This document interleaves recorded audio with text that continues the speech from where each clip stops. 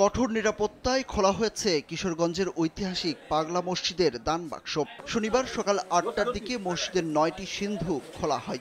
জেলা প্রশাসকের তথ্য মতে ৩ মাস ২৬ দিন পর পাগলা মসজিদের সিন্ধুক খোলা হয়েছে, যেখানে ১২ জন ম্যাজিস্ট্রেট, ১৫ জন পুলিশ সদস্য, ৯ জন আনসার সদস্য, ৭০ জন ব্যাংক কর্মকর্তা ও ৩০ জন সেনা সদস্য উপস্থিত ছিলেন। গণনা কাজে ২৪৫ জন মাদ্রাসার শিক্ষার্থী অংশগ্রহণ করেছেন। দিনভর গণনা শেষে রাতে মোট টাকার পরিমাণ জানা যাবে। সিন্ধুক খোলার পর টাকাগুলো বস্তায় ভরা হয়। তারপর সেগুলো মসজিদের দ্বিতীয় তলার মেঝেতে ঢেলে ৯:৩০টায় শুরু হয়েছে গণনা কার্যক্রম। এবার পাগলা মসজিদের দান বাক্সে পাওয়া গেছে ২৮ বস্তা টাকা। পাগলা মসজিদে দান করলে মনের বাসনা পূর্ণ হয়, এই আশা থেকে ধর্ম বর্ণ নির্বিশেষে সবাই এখানে দান করে থাকেন। যেখানে টাকা, স্বর্ণ, রূপা, বৈদেশিক মুদ্রাসহ গবাদি পশুও দান করে থাকেন মানুষজন। সর্বশেষ পাগলা মসজিদের দান সিন্ধুক থেকে ৭,৭৮,৬৭,৫৩৭ টাকা পাওয়া যায়, যা এ যাবৎকালের সব রেকর্ডকে ছাড়িয়ে যায়।